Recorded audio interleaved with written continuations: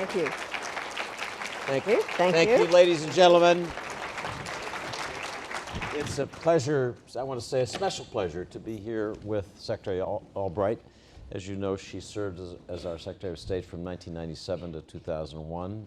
Before that, she was our UN ambassador. She served on the NSC staff. She served on the Foreign Relations Committee. She is now a professor, teaching and running her own company, traveling the world, and is somebody I always look forward to talking with about foreign policy. She's published a new book that we're going to talk about in some detail called Fascism, a Warning, a bold title.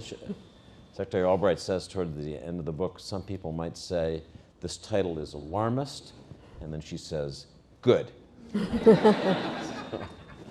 So before turning to the subject matter of your book, Madam Secretary, I want to talk about what's very much in the news and on our minds, a subject that you are really uniquely qualified to talk about, and that's North Korea. The audience will remember that Secretary Albright went to Pyongyang in October 2000 and met there with the then leader of North Korea, Kim Jong-il, the father of Kim Jong-un, and had a round of discussions with him about a deal that's very much like the kind of deal that's being discussed as President Trump prepares to go to his summit meeting on June 12th. So I want to ask Secretary Albright to begin by talking about that trip and talking about the nature of negotiating with this regime then and now. Well, first of all, I'm delighted to be here and with you, David, because I love reading your columns and your books and being friends. And so thank you very much, and thank you all for coming.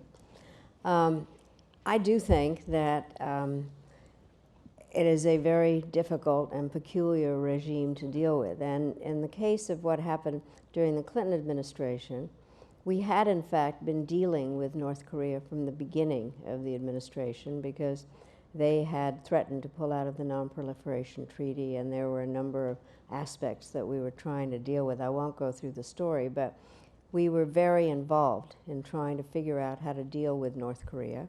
And quite similarly to what is happening now, Kim Dae-jung, the president of South Korea, was somebody who wanted to have a relationship with North Korea. He developed something called the Sunshine Policy. So when I watch the kind of things that President Moon of South Korea is doing now, while not totally the same, it's that same approach of we are one people, why can we not in some way work together? What had happened, and I think the thing that is essential to mention, is how much preparation and how much time the Clinton administration had spent in trying to learn more about North Korea and meeting with them in a number of times at the United Nations in different ways. And yet, still, even then, it was very hard to figure out who they were and how to deal with them. And what makes it interesting in terms of parallels at the moment, this all began, my visit to North Korea, with the number 2 guy, Vice Marshal Cho, coming to the United States in order to invite President Clinton. So the number 2 guy is here now talking to Secretary Mike Pompeo, trying to get ready for this summit. So what happened was that I first met him in the State Department, he looked very diplomatic, and then we went over the next day to the White House, and he was in full uniform, and he gave President Clinton a folder in which there was an invitation for President Clinton to go. And he said, well, maybe at some point I will go, but this has to be prepared, so I'm sending the secretary. They weren't real thrilled about that, but I obviously went. I think the part, though, that needs to be stated very clearly, a year before that, or 18 months before that, President Clinton had asked former Secretary of Defense Bill Perry to do a complete review of our North Korea policy. And it deserved that because there was so much that had happened. And what happened was Bill Perry went ahead of me several months and said to them this is fork in the road time. You either, we will use force, or you can negotiate. And they said, we want to negotiate. So there had been all that preparation. So I go. We had no embassy there, so it was really hard to figure out how everything was going to work. We knew very little about Kim Jong-il. There was one thing we did know, so Dennis Rodman is all my fault, because we did know that they liked basketball and that Kim Jong-il liked Michael Jordan. So I took over a basketball autograph by Michael Jordan, which was in their Holy of Holies. So when you think about it. The idea of Madam Secretary carrying in her diplomatic pouch this signed basketball, it's a great idea. So but I think the thing that's Did you brief Dennis Rodman before? No, he would. Nobody's interested except you hearing about what I'd done. But I do think that what is interesting is how smart and informed Kim Jong-il was. We had a lot of kind of back and forth about basketball, but then basically he technically knew an awful lot of things. We were actually talking about missile limits at the time. He did not consult his experts. He really was able to talk about various aspects of the programs, and he spent a lot of time on it. It was very interesting. He also could be very gracious. I mean, it was all kinds of dinners and all kinds of things. But I think that he was determined to make some progress. The problem was that we ran out of time. We were in the middle of, we had begun negotiations on the missile limits. They were held in Kuala Lumpur, and the election of 2000 happened.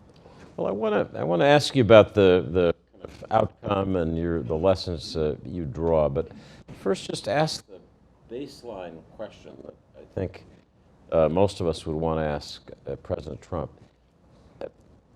This seems to be a regime that tells us it's ready to make peace, but in secret is doing things contrary to that. At the time that you went to Pyongyang in October 2000, it seems as if they were already at work on what we discovered and told the world was a program to highly enrich uranium on the way to building a bomb, which came out 2 years later, but the work had probably already begun. And I think that's the gut question I'd ask you. After your time with them, do you think they're a trustworthy counterpart in negotiations so that we could make a deal with them and we'd actually feel this is a deal that will stick? Well, I think the key word is trustworthy. I think that this is why what one has to do is, if there is any agreement, it has to be verifiable. It's interesting, you know, everybody quotes President Reagan, trust but verify. We can't trust, frankly. So it really is verification, and that is one of the aspects of, I hope, as things go forward, that what is really detailed is what the verification process is going to be. Who will be the people that do the verifying? Will they have access to things? Because I think this agreement, whatever comes out of this, if something does, it can't be based on trust. Because I think maybe it's a different word in Korean, but the bottom line is that it has to be something that is verifiable in a way that we have developed in some other places, and there has to be some way where access is part of it and where there are reports all the time. Now, what's interesting, when we left office, we did know that they had some fissile material, probably to make 1 or 2 bombs. They hadn't made any.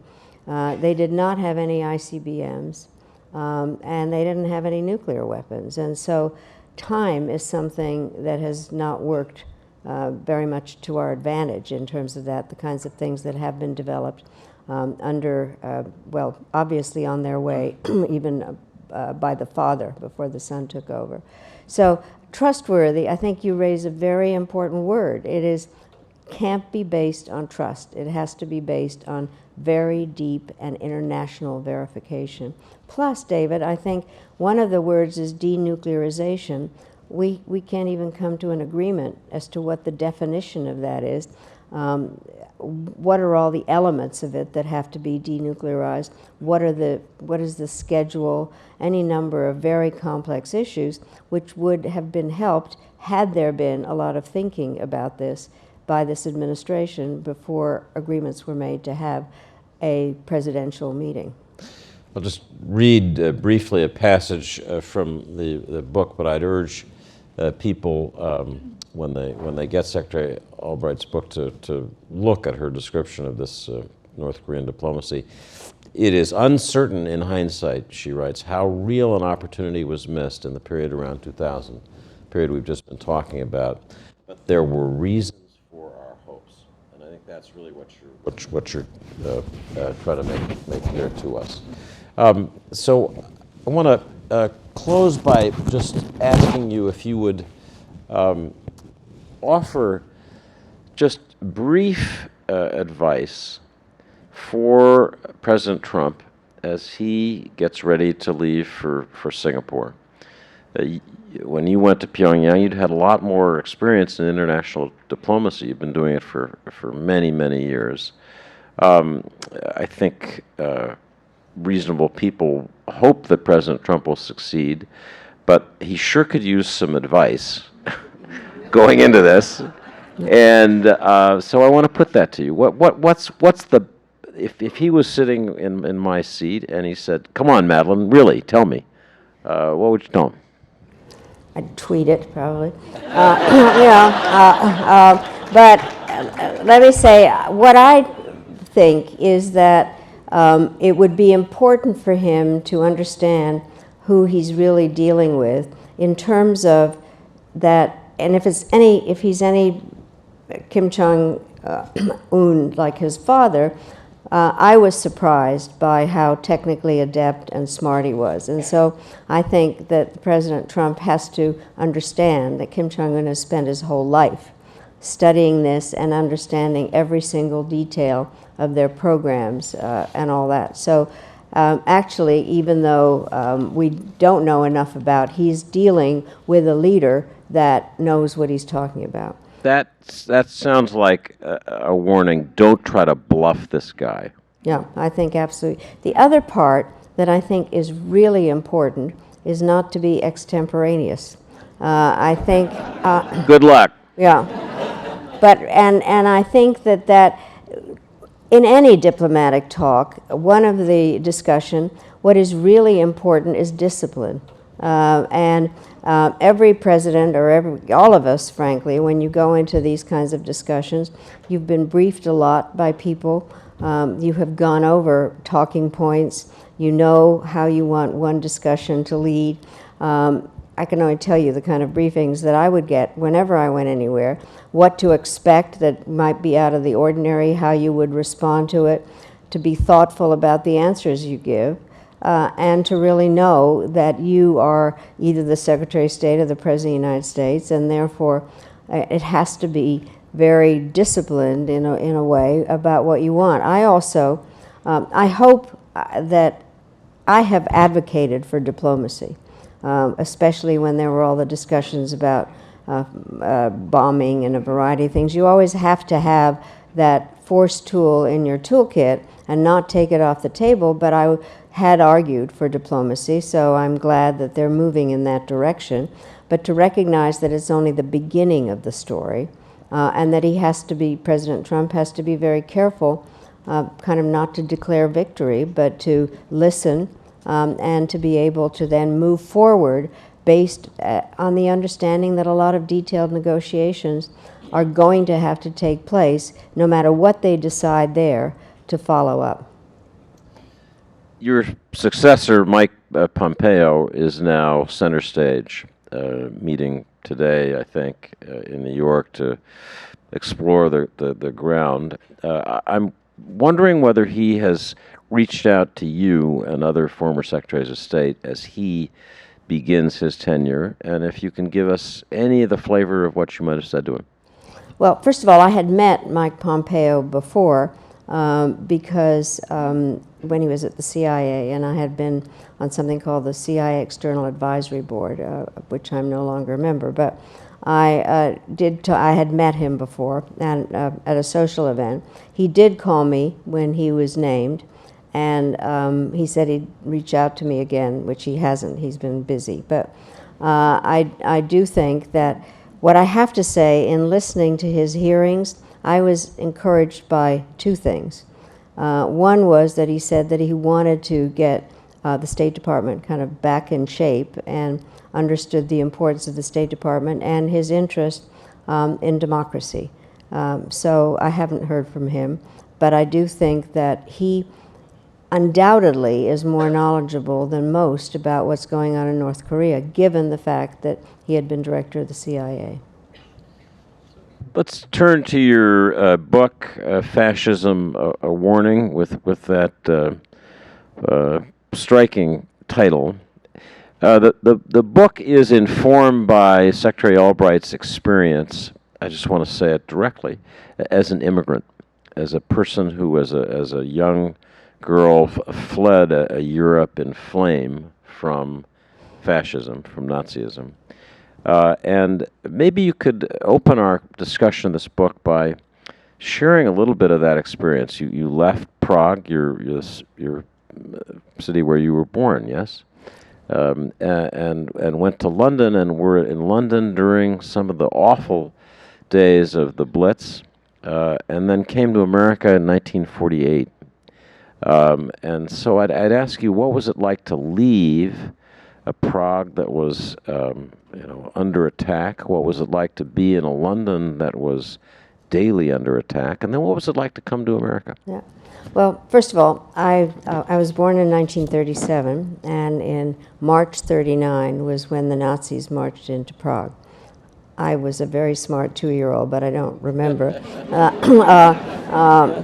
But what did happen was that my father was a Czechoslovak diplomat, and they managed with me to escape and go to London, where the government in exile was. So my father worked for the government in exile, and we lived Notting Hill Gate before it got to be fancy, and in a big apartment house that was filled with refugees. And what I do remember is spending every night in the cellar, and with everybody after the air raid sirens had gone up.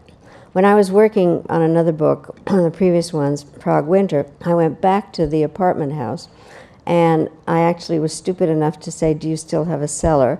And they said yes, and we went down, and I had one of those moments where it still had the horrible green paint that I remembered from the war.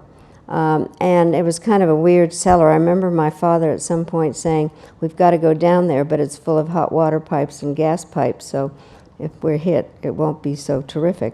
Anyway, we did come out in the morning, and I did see buildings destroyed. And then later we moved out to the countryside, to Walton-on-Thames, but I really did grow up during the Blitz, and I saw what had happened and the bravery of the British people, and so that had an incredible effect on me. We then went back after the war. We lived in Prague for a little while, and then my father was made ambassador to Yugoslavia, and so we moved there. My father didn't want me going to school with communists, so I had a governess. And the little girl in the national costume that gave flowers at the airport, that's what I did for a living. And so then what happened was that because I'd gotten ahead of myself, having a governess, and in Europe you have to be a certain age to get into the next level, they sent me to school in Switzerland, where they wouldn't feed me unless I asked for it in French, so I learned French quickly. And then the communists came and took over Czechoslovakia, and we had to leave again, a different form of fascism. And so that's what I grew up with, and we came to America and arrived on November 11th, 1948, Veterans Day.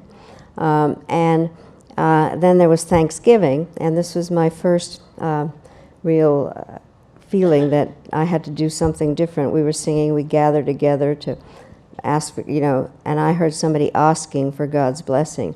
And I thought, who's asking? And then I realized I was asking, and from then on I asked. And all I wanted to be was to be an American. And then we moved to Denver. And my father, at that stage, he had asked for political asylum. He defected. He asked for political asylum. And at that stage, the Rockefeller Foundation was finding jobs for Central European intellectuals or something.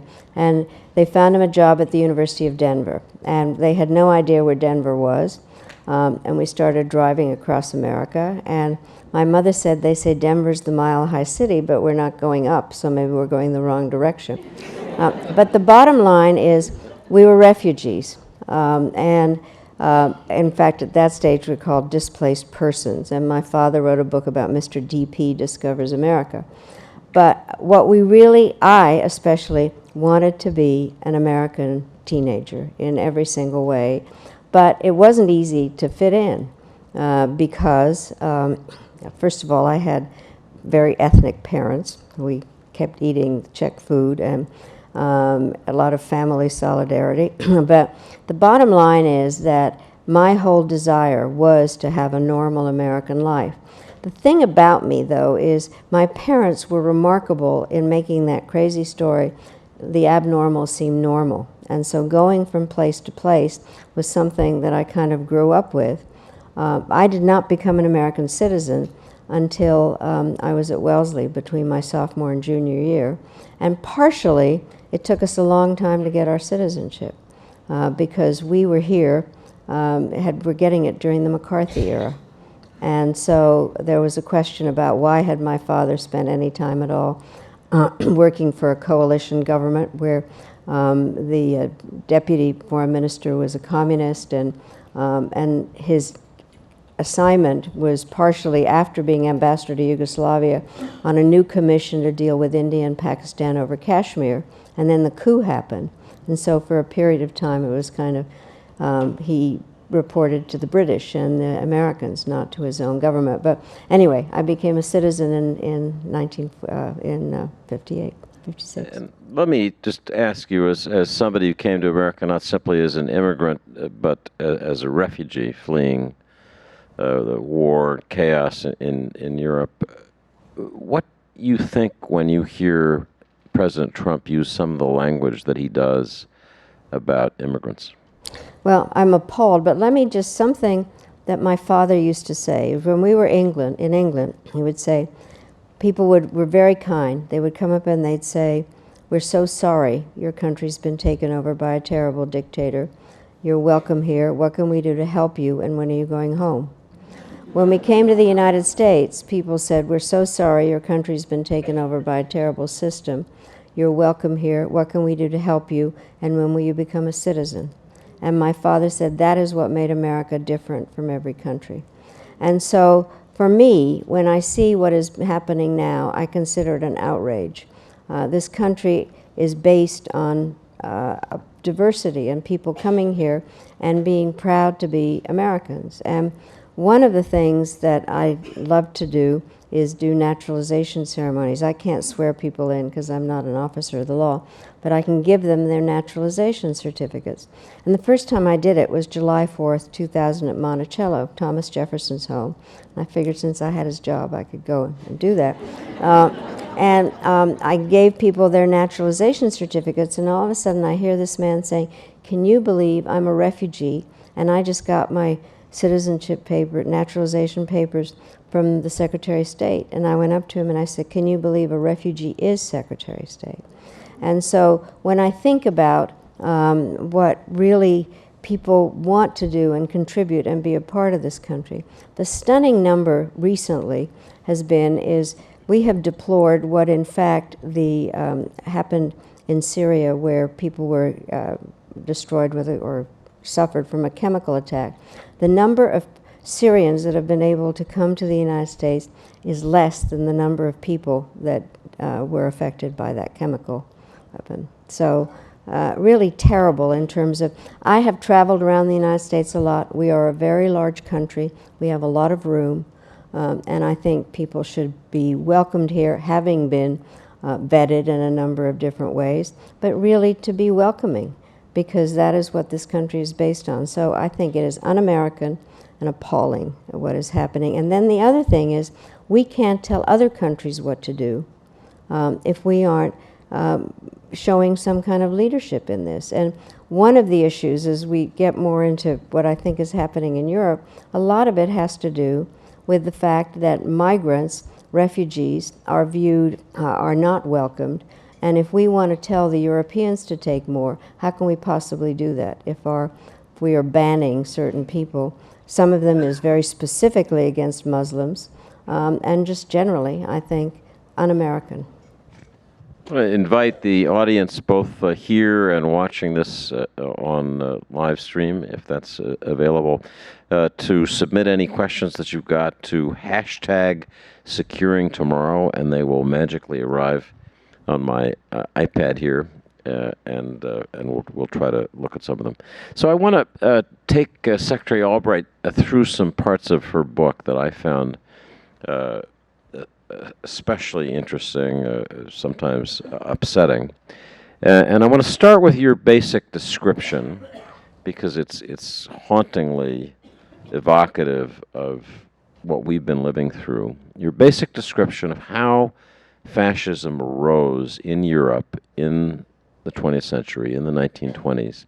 You write, fascism came into being early in the 20th century, a time of intellectual liveliness and resurgent nationalism, coupled with widespread disappointment at the failure of representative parliaments to keep pace with the technology-driven industrial revolution.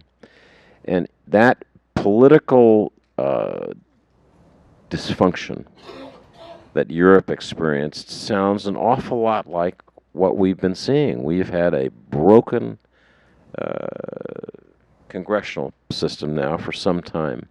And I'm wondering whether how you see the ground on which Hitler and Mussolini built, the ways it's similar, the ways it's different, but just how you'd assess that. Well, I think that in doing the research for this book, I have to say that even though I knew a lot of the history, the echoes of what had happened in that period certainly came through loud and clear. I think that what is very similar is the fact that there were more and more divisions in societies between the haves and the have-nots, something to do with employment and the extent to which technology had made certain jobs more difficult or fewer jobs. The other part, I think, very much a disappointment by some people in terms of how various wars had been carried out, who were the victims in terms of the people that were coming back, that were not reintegrated into society. I think also, and in Europe specifically more than I think has happened here, is a lot of the governments were new. They had come into place after World War I, and they in fact were really not dealing with the issues particularly well, because they were so complex in terms of the divisions in the society that were there. And then I think that the fact that there all of a sudden became leaders, this was true with Mussolini at the beginning, who exacerbated the divisions instead of trying to find common ground. And I think that is a similarity. Something that applies now, and I have to admit that this is a purely plagiarized line that I stole from Silicon Valley, which is that people now are talking to their governments on 21st century technology. The governments are listening to them on 20th century technology and providing 19th century responses. And so there really is no faith in institutions. And I think that was one of the things that happened in the 30s. So all of a sudden some leader comes up who has fairly direct and simple slogans to say, I will take care of you. And there was this identification with nationalism or tribalism and a way of excluding those that did not in fact fit into whatever image there was of that tribal national group. So patriotism is one thing, but nationalism, hyper-nationalism, very dangerous. And that was basically how it started. A tribal group that was really elaborated on and promised more things to by this leader who was a demagogue at the exclusion of other people. And then the part that I think goes a little bit back to the immigrant story, and then finding scapegoats, foreigners of various types that were responsible for some of the problems by taking away jobs or being seditious in some particular way. Part of the mystery when we read this history is that Germany prided itself on being the most civilized country in Europe with its traditions of music, of philosophy, of science, just the level of distinction and cultivation. And what's striking as you replay this story is the way in which Hitler, with this kind of ragtag band of followers and strutting, shouting style, broke through the barriers that most Germans probably thought were there. And there's a passage in your book where you talk in particular about the German business establishment and what it did. And I just want to read that passage, which again I found haunting. The country's political establishment, big business, the military, and the church had initially dismissed the Nazis as a band of loudmouth hooligans who would never attract wide support. Over time, they saw value in the party as a bulwark against communism, but nothing more. They underestimated the man, Hitler, because of his lack of schooling and were taken in by his attempts at charm. He was, to members of the old guard, clearly an amateur who was in over his head and unlikely to remain popular for long. There is a way in which elements of our business establishment have decided, with all of the disruption, all of the loud and troubling comments that come out of this White House, to make, in effect, a tactical alliance. They like the tax plan, they like this and that. I'm wondering, when you're with longtime Republican friends on Capitol Hill, who were people, in a sense, who hold the balance right now in terms of how this story plays out, what do you tell them? And do you ever reflect back on what happened with the German establishment in a similar situation so long ago? Well, I think that what is interesting to me is that, and I do have Republican friends, is that they are in some ways hoping this will go away, and that there are certain advantages, because there is a difference, I think, between Democrats and Republicans about the role of government generally. And so I think that there are certain that prefer not having a lot of regulations and government intrusion, and certainly like the new tax plan. And so it's kind of, this will go away, and there are those that I think to a great extent are part of what I call normalizing what is going on, kind of thinking we'll get over this. And I do think that what needs to happen more, and I kind of made a, we all know the statement, see something, say something. I have added to that, do something. And I do think that one can't just kind of assume that because, what I find interesting, the unemployment rate is down, and the stock market seems to be booming. The bottom line is, actually, the unemployment rate was going down under President Obama, but the bottom line is there is this sense that economically things are not so bad, and especially if one forgets about how bad they are for other people. And so I think there is this kind of approach of we'll get over it, which I think makes me very nervous. And you were talking about Congress. I have spent a lot of time up there recently, and I keep telling them it's Article 1 time.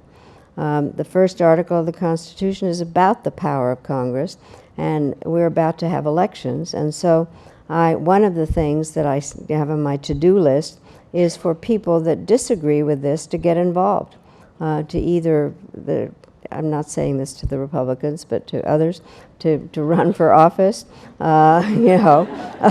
But I do think that part of what bothers me And I'm not saying this just because I'm sitting at the Washington Post, but the disrespect for the press. Freedom of the press is a basic aspect of democracy, invented by Americans. And by talking about the press as the enemy of the people, it's outrageous. And I think that's where people, whatever party, have to start saying, that is not normal, that cannot happen.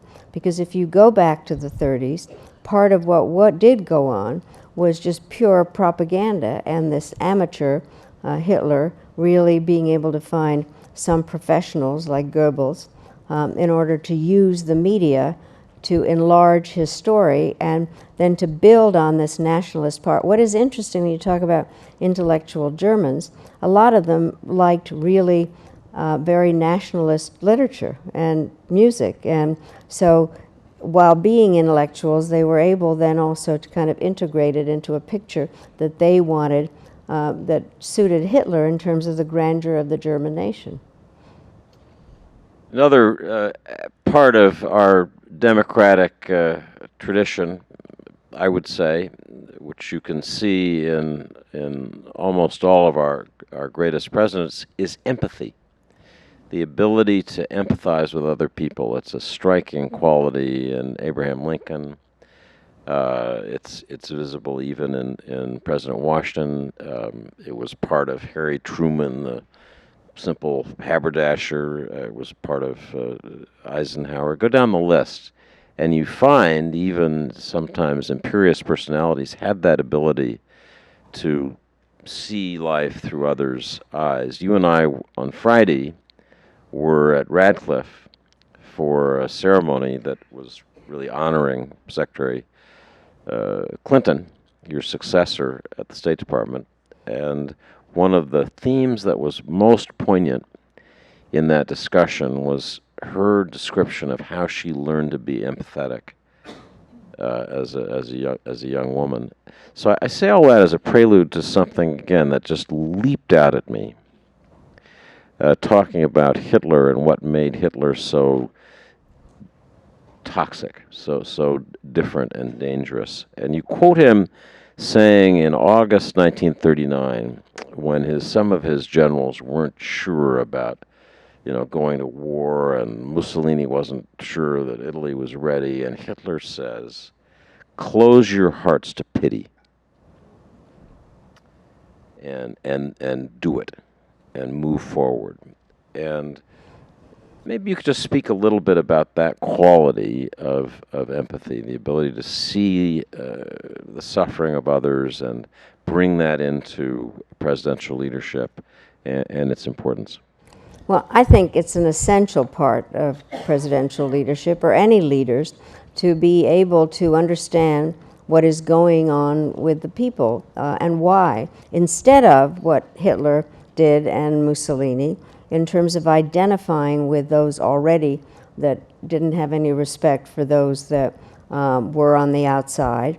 And so it's the opposite of empathy. By the way, I can't resist saying this because I'm chairman of the Truman Foundation, and I don't know how many you've been to Independence, and going to the house that Harry Truman came from and returned to after he was president doesn't look exactly like Largo, or whatever it's called. No. And so I've been thrown out of Mar-a-Lago.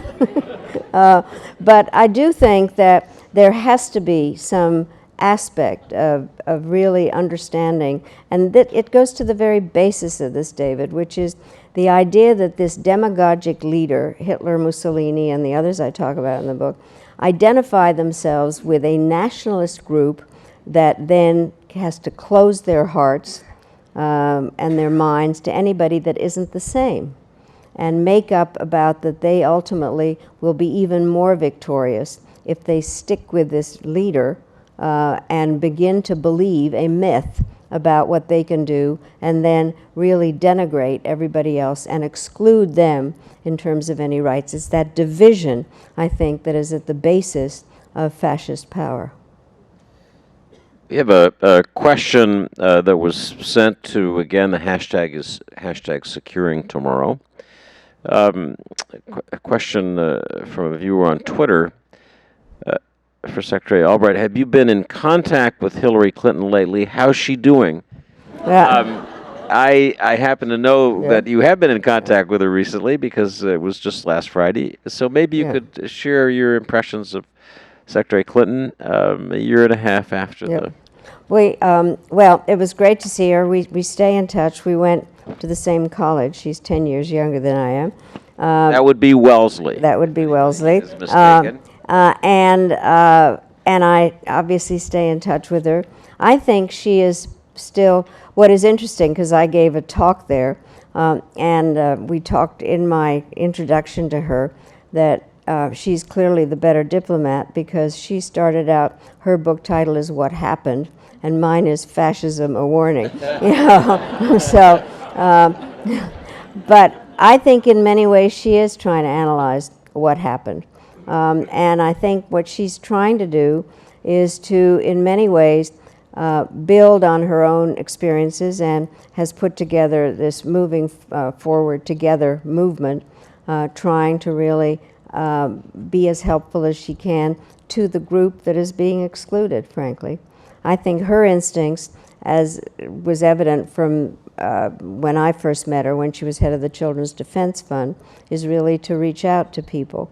I think she is sorry, there's no question about what happened. And I think she is still working through it. But we talked about this. I think she had a very nice day with all of us last Saturday. But it's not simple, obviously. This follows, at least in my mind, slightly from talking about Secretary Clinton. You write in your book about leaving Prague, leaving Czechoslovakia after the communists took over, and you say, the story of the communist takeover of Czechoslovakia holds lessons that still need absorbing. Good guys don't always win, especially when they're divided and less determined than their adversaries. Could you just speak a little bit about that issue, that good guys don't always win, and when they're divided and don't have that intensity and passion that the other side does, they go down in defeat? That could be, some would argue, a capsule description of our 2016 election. I think it is central to what we're talking about, which is that democracy is obviously about a lot of different voices, and we respect the fact that people have different views, and there is a real value to discussing those different views. The problem that I saw, frankly, in Europe now, what has happened is that the opposition parties are all divided. They are busier disagreeing with each other than trying to form some kind of a coalition. And one of the aspects that did happen, and it's happening in the United States now, I think both political parties have extremes, and there are a lot of divisions. I do think that one of the things that has to happen is to find, to me, one of the issues is trying to find common ground. And compromise is not a four-letter word. So the question is how, in fact, to elaborate on discussions and to find out what the differences are, and then try to find some common ground. But it is very frustrating when you've got more problems trying to get your party together on some kind of a common line, and then let the opposition, those that are in the other party, pick you apart, because there is opposition. And it's very true in Europe, and to some extent it's obviously true here. And so, but it's very hard to say, you know, you all have to think exactly alike. So the question is how to air the differences and then try to be pragmatic and come together in some way that you're not killing each other off. There's a very lively debate going on now in the Democratic Party between people who say we need to learn the lessons of the past and take a harder left position to be as tough, I want to say ruthless, but that's not quite the right word, but as tough in pushing our views as those on the right have been. And there's another side in that debate that says we have to learn the lessons of the past and we have to hold on tight to the broad center where most Americans are and not go to the extreme wings. In that debate that's going on in the party, where's Madeleine Albright? I am definitely a centrist. And I do think that it's important to know what the views are, but I have found my career plus my thinking has been to be a centrist. I would definitely, if I had to choose one direction or another, I would move towards the left, not towards the right. But I do think that it is important. The problem is just the vocabulary. The middle way sounds kind of wimpy. But the bottom line... Mushy, as it's usually described. But I do think, I'd like to hear what the ideas are. I wish there were a way to have, one of the things that I call for that's on my to-do list is how to talk with people that you disagree with. I don't like the word tolerance because it's from tolerate, put up with. I prefer respect. And I want to know what the left and the right have to say, but I'm also somebody that tries to bring people together and find that, as I said, compromise is necessary. A lot about democracy is compromised, but it has to be done on the basis of understanding what the position is, putting yourself into the other person's shoes, and trying to find something where you can bring people together. Because you lose. I think if you're an extremist, wherever, you end up losing, and then also going further to an extreme than you had intended in the first place, I think, because you're, bound and determined to persuade somebody of that they're stupid and you're not.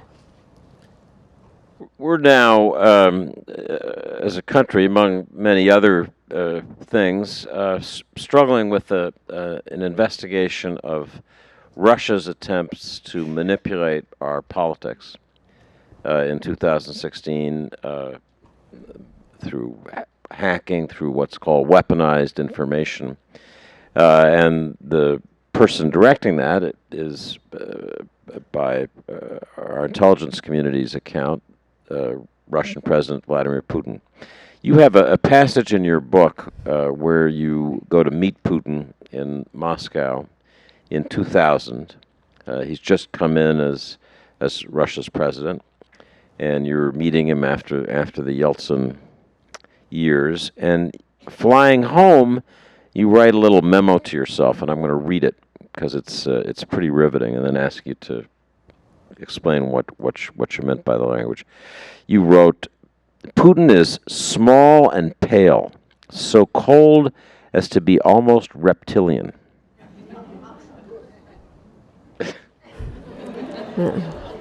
He was in East Germany when the Berlin Wall fell and says he understands why it had to happen. A position built on walls and dividers couldn't last, but he expected something to rise in its place, and nothing was proposed. The Soviets simply dropped everything and went away. He argued that a lot of problems could have been avoided had they not made such a hasty exit. Putin is embarrassed by what happened to his country and determined to restore its greatness. That's writing in 2000, 18 years ago. So tell us how that story is played out, and tell us how we should best deal with the person you described as so cold as to be almost reptilian. Well, first of all, President Clinton and I first met Putin before that when he was kind of acting president at, this was an APEC meeting in New Zealand. And at that stage, Putin was trying to be very ingratiating and trying to make new friends. He was still cold and reptilian. The issue about him is he is very smart. And in these meetings, he did not have talking points, and he took notes himself. He also is somebody, I have to describe this because they actually did kind of a jazz concert for President Clinton. And President Clinton's jiving around, and Putin is sitting there like this, no rhythm whatsoever. But the thing that is interesting is how smart he really and directed he was. The thing that I speak to more is something that happened before that. In '91, when the Soviet Union had fallen apart, I was running a think tank, and I was asked to participate in a big survey of all of Europe after the end of the Cold War. And we had questionnaires and focus groups and things like that.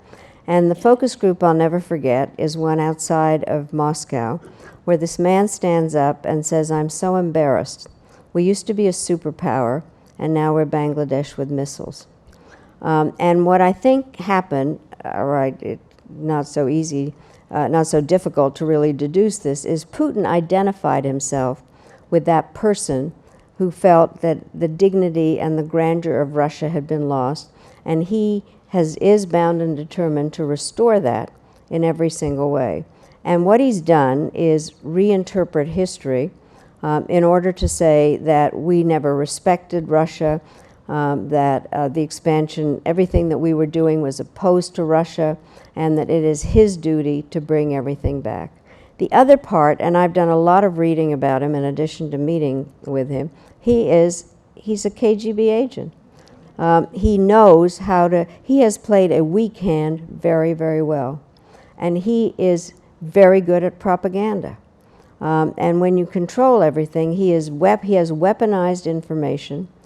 His goal is not only to restore Russia, but to make sure that the United States position in Europe is undermined by having a separation of the other democracies from us.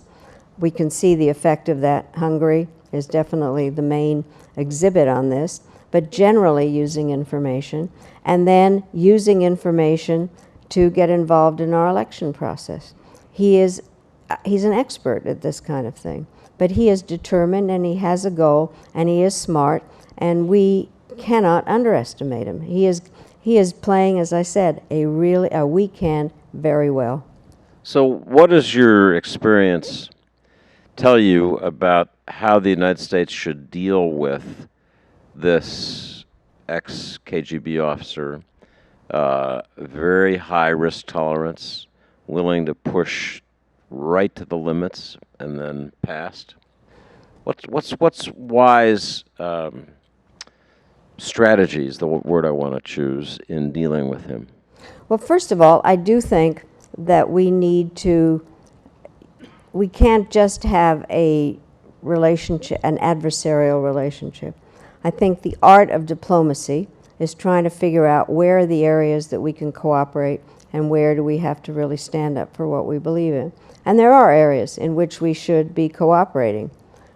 Climate change, dealing with some terrorists that we agree are the real terrorists together, and then trying to figure out a number of different, how to deal with world health problems, any number of things that require multilateral cooperation, nuclear proliferation for one.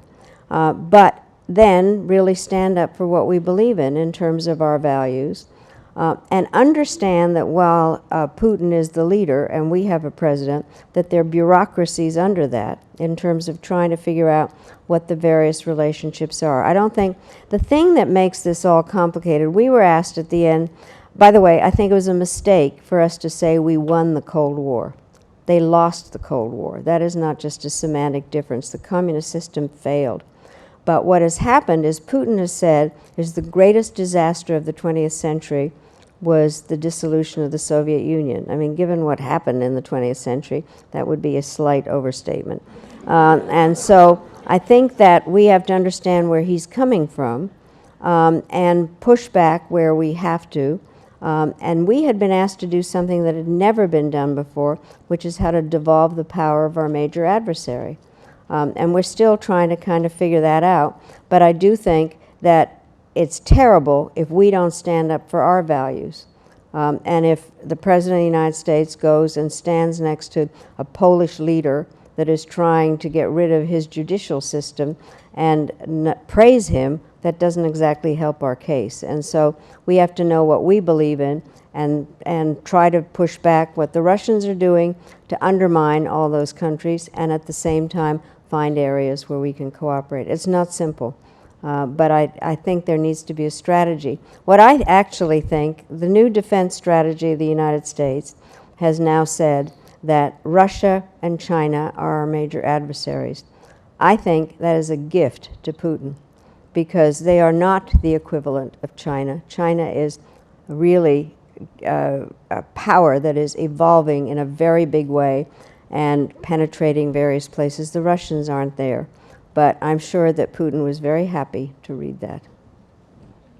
So, in this final question, because we're approaching 10 o'clock, I want to ask you the central puzzle of this book, Fascism, A Warning. And I'll quote something you write towards the end of the book. Given that fascism tends to take hold in a step-by-step manner, rather than by making one giant leap, could it ever proceed very far in America before being stopped? Is the United States immune to this malady or susceptible?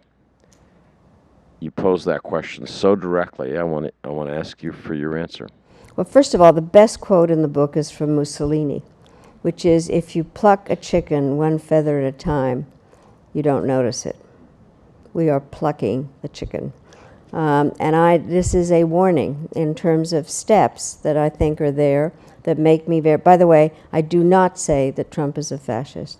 I think Trump is the most undemocratic president in the modern American history, and I do think he does not respect the institutions and thinks he's above the law, and does not, in fact, and uses the media in a variety of different ways. I am concerned, my issue, I'm often asked if I'm an optimist or a pessimist. I'm an optimist who worries a lot, which is why I decided to write this book, because of the steps that are there. And to go back to something that my father said when we came to the United States, he was worried about the fact that Americans took democracy for granted. And I think we can't do that. And so on my to-do list is basically to worry about the fact of discriminating against one group, of the attack on the press, the lack of respect for other institutions. And I think that we have to, it is an alarmist book in that particular way. I basically don't think it can happen here, but I decided that it was worth laying out what the steps are, what the chicken feathers, what they're adding up to, and to try to figure out how we go back and strengthen our institutions, have people speak out. And there's not a book or a speech that's ever been given that doesn't quote Robert Frost. So Robert Frost said that the older he gets, his teachers are younger.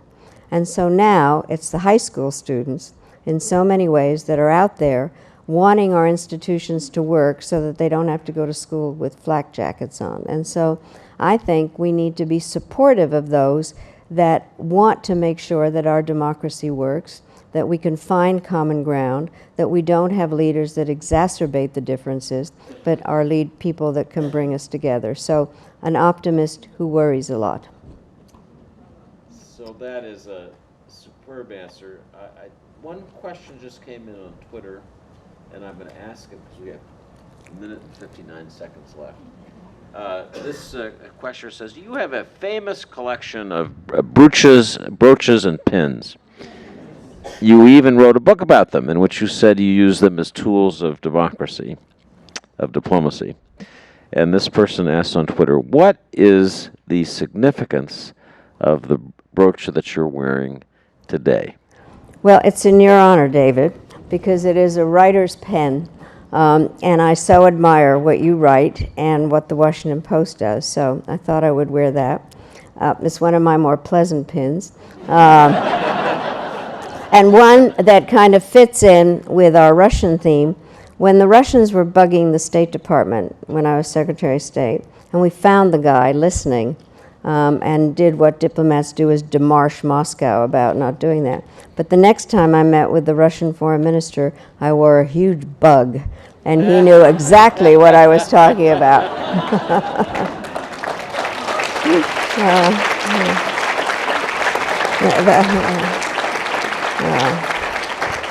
So, Madam Secretary, thank you for being with us. It's been a wonderful conversation. The book, again, I really commend. I don't put yellow Post-it notes in all the books that I talk about here, but this one is a very powerful read. Thank you so much for joining. Thank you. Thank you all. Thank you very much. Thanks. Fun. Great. It was fun. Whoops. Thank you. All right. Okay, don't forget your...